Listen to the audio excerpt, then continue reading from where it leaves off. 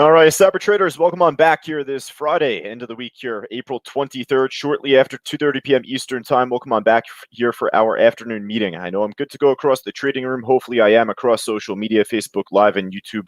Welcome on back. Great to see all of our students here joining us. Mario, Tony, Felix, who ended up picking up a huge short trade just before on this OCGN stock.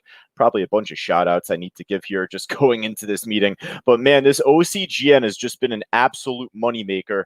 And I want to go over it just to begin. I mean, I'll do a full analysis on this trade. No class here coming up in the afternoon. Thankfully, I'm pretty much free heading into the end of this week. Kept it light today, so I have the time here. Let's go over this OCGN in full. Now, with that in mind, folks, there was news out on this trade from Wednesday, something about, COVID-19 vaccine, 78% efficiency in mild, moderate, severe disease. Now, there's a follow-up on that just this morning. I think their CEO posted a LinkedIn update, pretty interesting LinkedIn update, but saying the company is preparing an FDA EUA submission for that vaccine, for Covaxin, I believe it's called. So that was the news snippet here. I'm going to copy and paste that just for all of us live on social media, for all of us on the trading room here. And with that, nonetheless, I mean, hey, you hope with the good news coming out that a stock moves up, right? But that's where it all begins. If you're wrong with that assumption, and we've been wrong this week on that, right? Like CLNE, if you folks recall back from Monday, unfortunately, that was a huge dump off before it ended up making just a smaller squeeze back up. It's just to say you can't throw a dart on the wall and hope it lands just based on news. And with that, going into the market open, this OCGN was dropping off pretty sharp here. So, it took a little bit. And then right afterwards, we caught the slingshot after it ended up breaking under and over $8.80 from there. I mean, the rest is history. So, from there, it built this beautiful trend up. But I want you to look at my 5-minute chart here more so because, as much as I could talk about the long and the breaks over, resistance off of 1050, very clean top breakout here. And then the retest off of 1150 later on, which led to the higher high. I mean, all the way up towards the eventual high of the day off 1365. But it's to say the stock is shortable, for all of us on social media, at least. I mean, the trading room, you folks hear it from me every day. But for anyone on social media that catches me intermittently, perhaps, you may have heard me. And if not, well, this is what I always say. It's to say for a stock that goes up and up and up and up, you can't keep expecting it to go up forever. And if the stock is shortable and if it craps out the other way, then that's the opportunity that we would want to take rather going into the, late morning, the early afternoon time slot. It's not as often, for a stock that's up, like let's say even more than this, like 70, 80, 100% in pre-market, those dump off right away at 9:30, but those are hard to borrow. Those are, stocks that we have a more difficult time trying to short.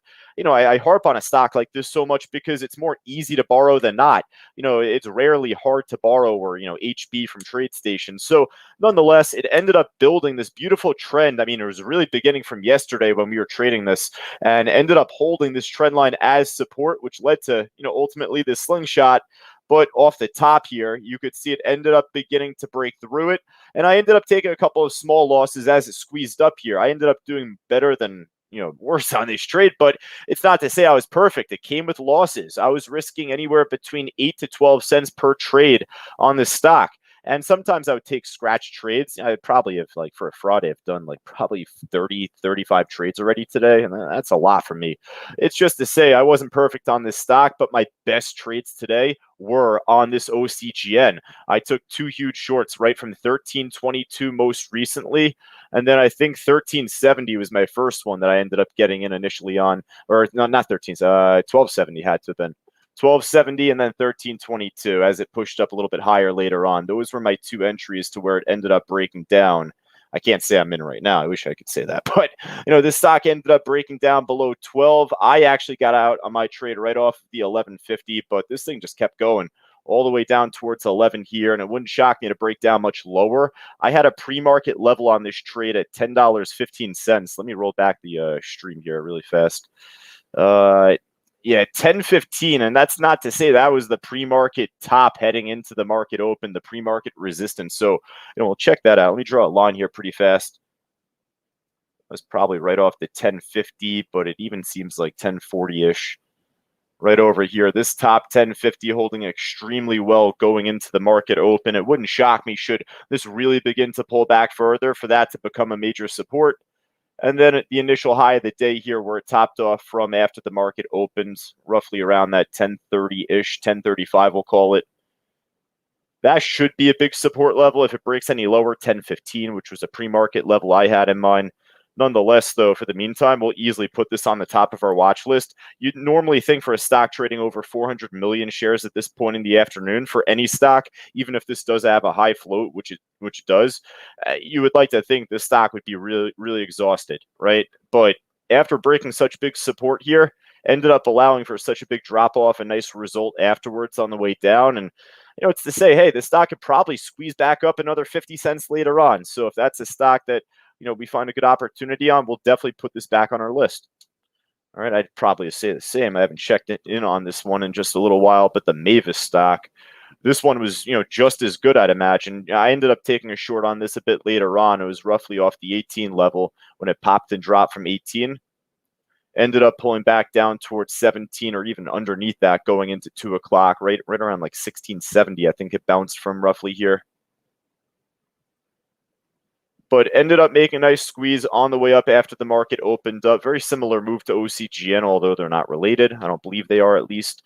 Nonetheless, this is a stock that we traded over the last few weeks, really, at this point, last month or so, on the way up. But you could see this stock ended up breaking out shortly after the market opened up today, made the same slingshot type of move from roughly 1380-ish, 1353 the low, but broke out from there, took off all the way up towards 15, a clean break from the 15 level later on. And again, very similar, a similar trend as OCGN, at least on the way up off the lows, even off the highs. You could build a trend off these highs, a pop and drop, and then maintain that trend line later on. And then you could even see, just going into the early afternoon, once the steam ran out on the way up, it began to break below support levels off 1850 here, dropped down below 18, same thing. So, hey, if this stock is shortable, much like the OCGN trade, it's very heavily traded across the day today in total. But I have no problem just putting this on our main list. It's done us really well across the morning. We always say you don't want to fall in love with the stock too much, but we'll see what else we got for the afternoon. Just, for a Friday, I wouldn't expect for there to be a whole lot. So that's a great start just to begin with between the OCGN and between the MVIS. Daniel F. on YouTube here commenting that TCAT and the MVIS were movers and good profits. Hey, I hope that you did well on both. I mean, the TCAT, I didn't really trade, but I know Greg, one of our students, Greg ended up picking up like $1.36 on his trade just before we started. Man, it's been a hot afternoon, a hot day in total. You normally don't expect that going into the end of the week.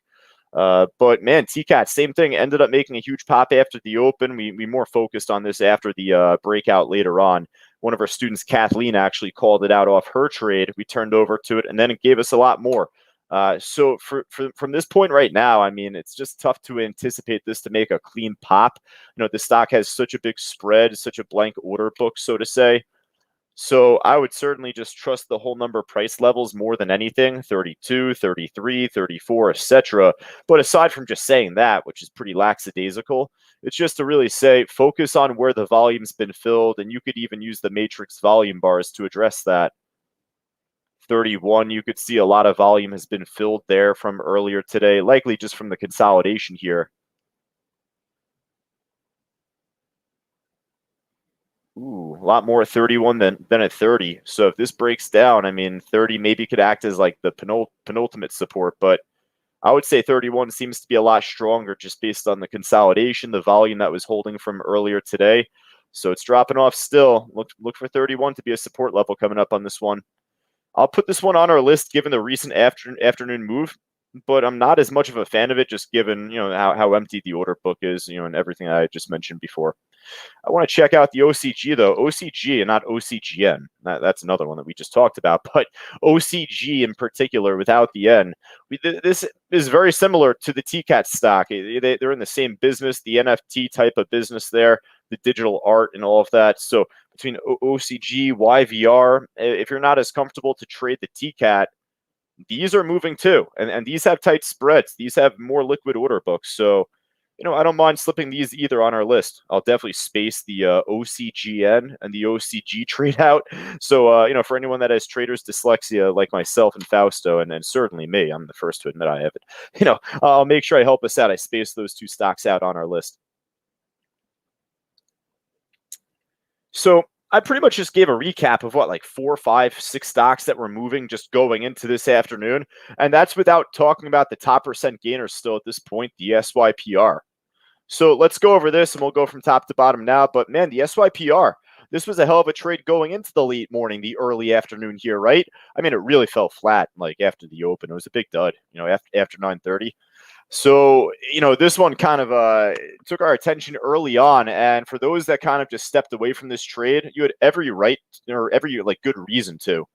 So, with that, you would only expect for it to dump back down lower. If it's not going to break higher, if it snaps back down here, pretty good chance it's going to dump back down more and fill the gap from the pre-market. But man, this thing ended up just continuing to squeeze back up over time.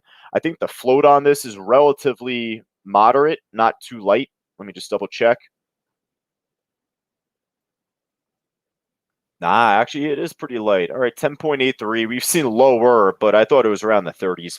Nonetheless, though, at this stage now, it's no surprise to see this make this squeeze back down. Ended up making such a volatile run up. I mean, off the lows, off the highs, built this channel up and broke through it and ended up going up parabolically, but ended up making a pop and drop roughly off that 580 resistance and well, came back down. So this is exactly the type of stock, and I thought it had a higher float. And not to say a high float stock can't dump back down. I mean, just look at OCGN. But, these come back down quicker. These are harder to get out of oftentimes. And for anyone that, just hopes and holds and thinks the stock's just going to move right back on up later on, it's very easy to get trapped into.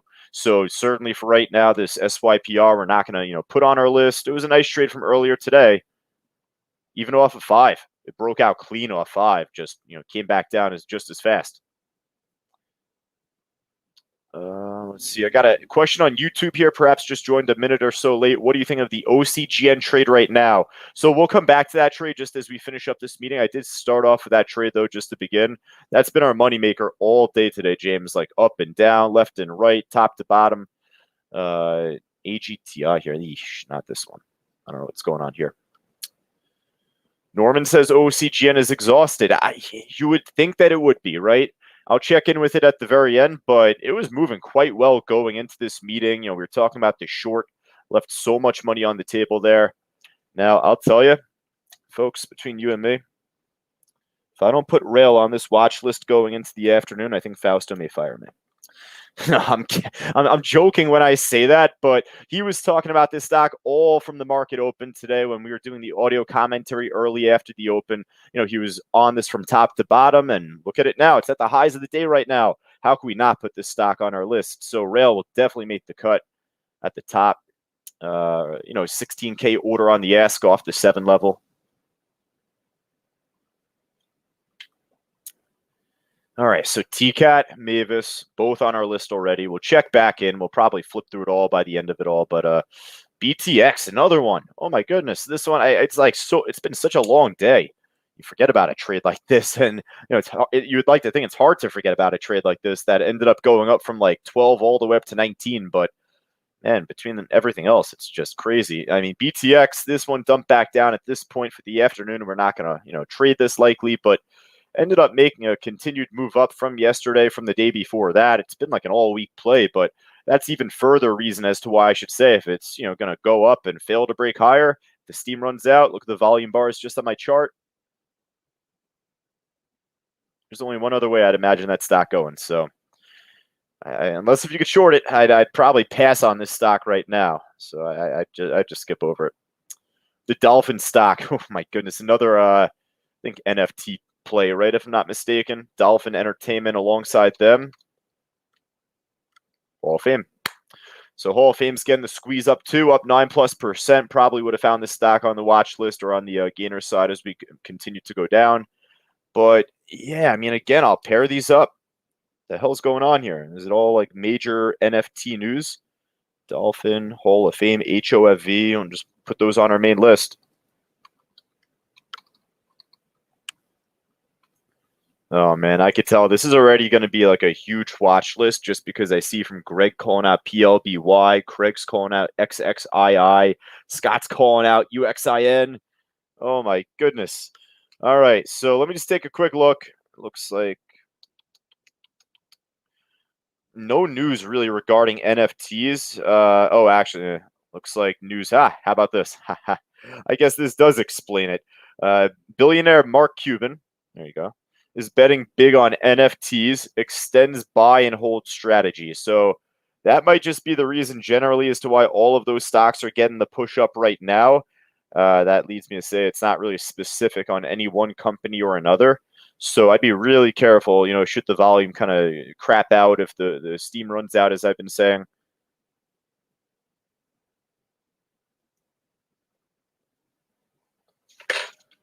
Oh my goodness, UAVS! What's going on here? I was just gonna click on this just to click it. It's a stock that we love trading. The hell's going on with this right now? I mean, we didn't even call this out off the 2 o'clock move. Pop from 530 ish, broke over 550, and now ended up exploding. That's so funny. I mean, everyone else was calling out different stocks, and here I am. I'm just moseying through this list, just clicking on a stock I'm familiar with. Oh, just, what's UAVS up to? And like, damn, right in our face. A huge breakout right here. So there's no news on this. I'm just checking quick on Benzinga Pro. I mean, hey, there doesn't need to be news just to have this type of pop. But nonetheless, man, jeez. Right in the face. All right, so this just made an under and over already off a 6. And at least at this point, we'll look to see if this can make the slingshot up higher. It looks like it had a tough time breaking out over resistance off of 630, 632, I guess, from the chart. But from the volume on the S or from the volume that's been filled in general so far, $6.30, this seems to be the much bigger volume-based level. All right, I guess I got the magic touch right now. What else am I going to click on here? How about BBIG randomly? I don't know. Whoa, look at this. No, I'm kidding. I'm going to give credit to our friend Mitch here on YouTube, who just chimed in right before I skipped to this one. He said BBIG. There we go. BBIG, another big pop, right? Oh my goodness, another one. So I think that this is an NFT play as well, if I'm not mistaken. Just back from the last week or so, this stock ended up pumping up.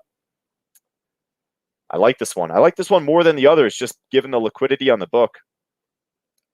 Tight spread, big resistance off of 290 as of right now, likely off of 3. Yep, 19K seller. Jesus. All right. I have like a 30 to 50 stock watch list here, folks. Tight RLX from earlier today, really just to show it. Great side list stock at this point. Definitely keep this on your radar day to day, week to week now at this point, just to see the stock drop off as it did a new IPO or new direct listing, maybe even. It was shortable. It was a great stock for us to watch recently over the last month as it gapped down, but squeezed back up today and, from this week also, just to keep it in mind. And hey, could be a good side list stock even for today, but I just think that there's so much already to watch between OCGN, the NFT stocks. I mean, whatever's going on with UAVS, I want to know. All right, so now we get to UXIN here, one of our stocks that Scott called out, Craig calling out the XXII, which is next up. This one's just too slow. I mean, it's made a nice run up before. This XXII, though, looks a lot better, obviously at the highs right now. But more than that, I think that it's just there's, just as much as I like volume on the order book, you don't want to have too much. This has just a perfect amount here. I mean, tight spread, so it's manageable to read, and not a whole lot for it to break through. So, if the stars align, this could really make a big pop up to 5 and higher.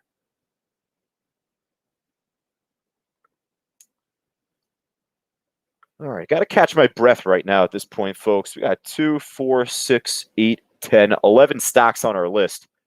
I feel like we haven't even gone halfway through the gainer side yet.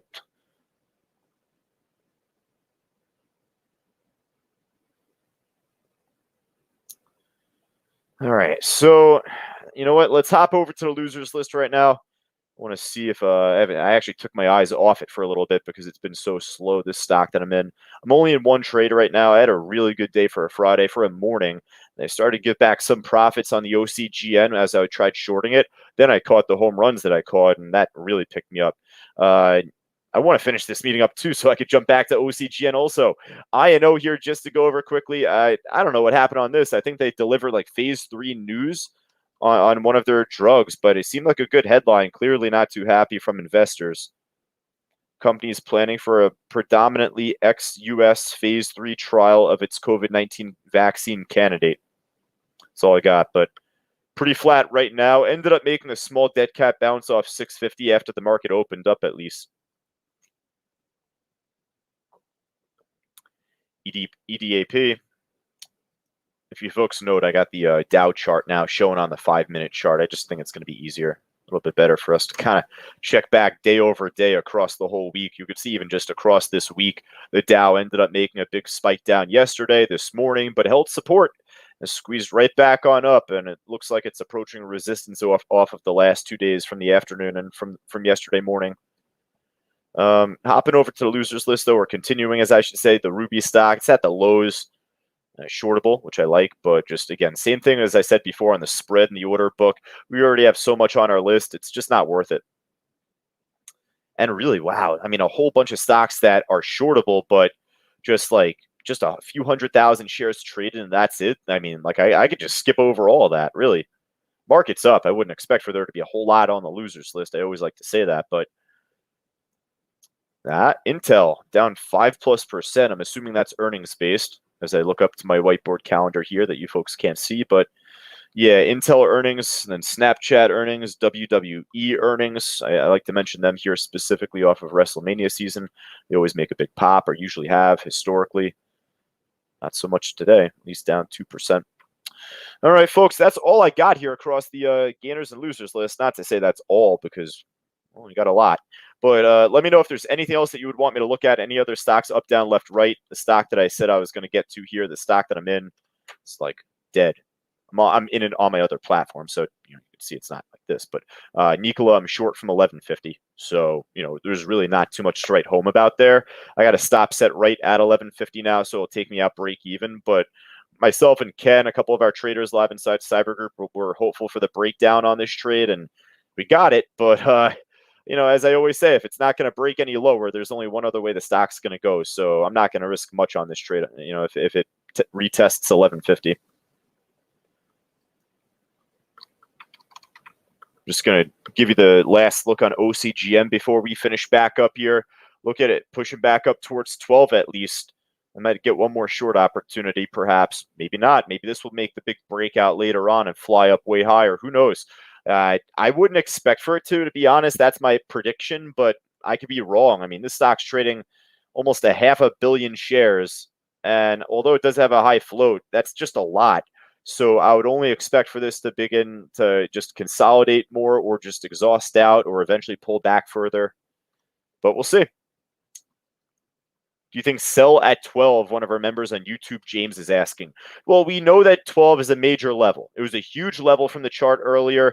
It's approaching it right now. If you're in this trade from 11 or 1150, there's no better reason to get out than just to take a profit. And if you're locking it in, it's a big trade to begin, and 12 is a major level. So I would expect a pop and drop the first time this tests this iceberg off 12 here. If it pops it, I mean, how much more are you going to get? That's my question. So you don't want to get too greedy.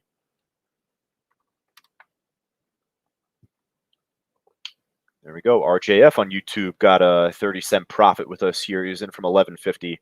So probably should have held. Yeah. No, you got to take the money, I'd say. I mean, shoulda, coulda, woulda. And, this is the type of stock that definitely has the chance to give us another opportunity either way, long or short, for a clean pop or drop. So I'm looking forward to it. All right, folks, that's all I got, I think, from Benzinga Pro from YouTube here. Now I'm going to take a look at Cyber Group. Our students got here for us. Plug up 5+%.